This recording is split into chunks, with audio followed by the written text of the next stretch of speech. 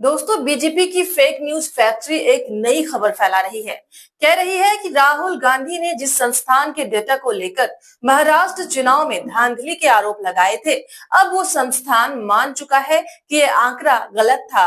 Fake खबरों के बादशाह अमित मालवीय ने भी इस पर ट्वीट कर दिया है। सबसे पहले आप ये ट्वीट देखिए।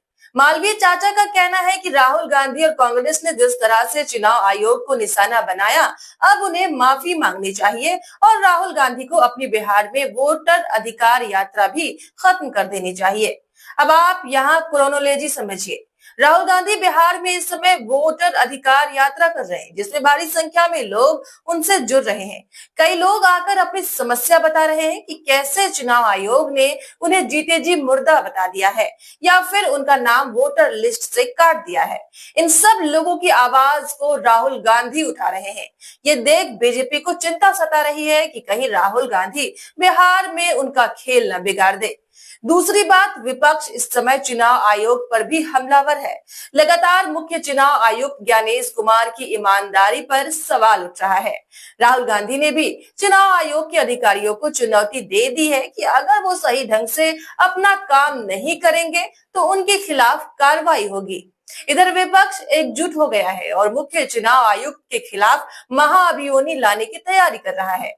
कुल मिलाकर चुनाव आयोग सवालों के घेरे में है और उसके अधिकारी मुश्किलों में। ऐसे में बीजेपी के पेट में दर्द हो रहा है, तो अब वो कुछ भी करके अपने प्यारे अधिकारियों को बचाने की होड़ में लगी है। लेकिन चुनाव आयोग को अब बचाने के लिए बीजेपी के पास कुछ है ही नहीं, ना कोई तर्क, ना कोई सबूत।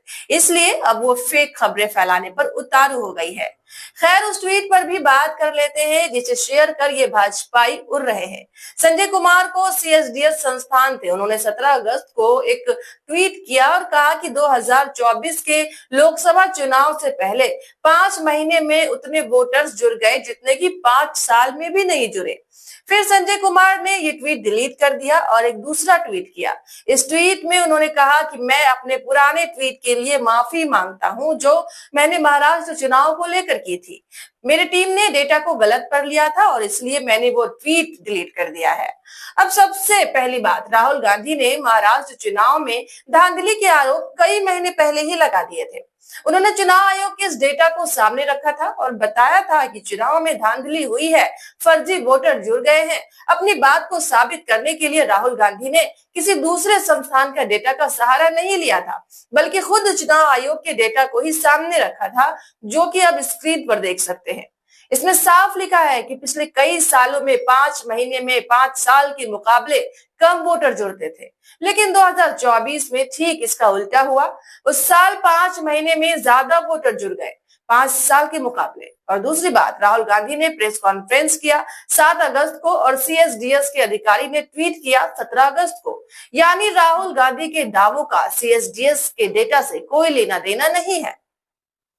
राहुल गांधी ने अपने सारे दावे चुनाव आयोग के डेटा के आधार पर किए सबूत भी चुनाव आयोग से ही निकाल दिए।